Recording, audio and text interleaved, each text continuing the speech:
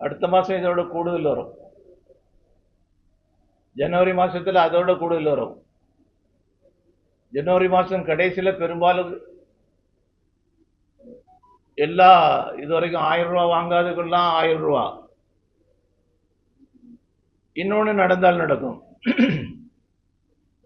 எல்லா ஆண்களுக்கும் இலவச பஸ், பெண்களுக்கு தனி பஸ், ஆண்களுக்கு தனி பஸ். பெண்களுக்கு 1000 ரூபா கொடுத்துருக்கோம், ஆண்களுக்கு நாங்கள் 2000 ரூபா கொடுப்போம்.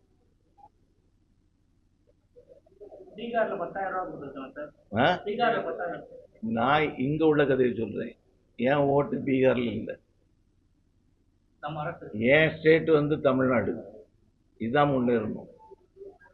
தமிழ்நாட்டு மழை வெள்ள பாதிப்பு கடந்த முறை பாதிக்கப்பட்ட போது மத்திய அரசு உரிய நிர்வாகம் சார், ஏன் சார் இந்த முன்னெடுப்பு வேலைகள்லாம் செய்யல?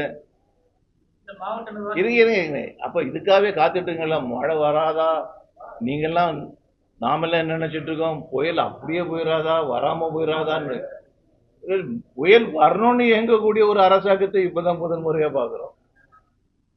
பெரிய பாதிப்பு சொல்றாங்க.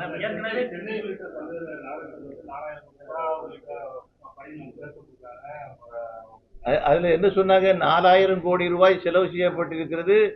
ஒரு துளி விழுந்தாலும் கூட ஓட வழியா போய் அங்க போய் சேர்ந்துரும். சொன்னாங்களா? சொல்லலையா? சொன்னாங்கல்ல. சென்னை வாழ் மக்கள்கிட்ட கேளுங்க எப்படி இருக்குதுன்னு. இப்ப என்னன்னு சொன்னா, கடல் தண்ணியே உள்ளால வந்துடும் போல இருக்குது.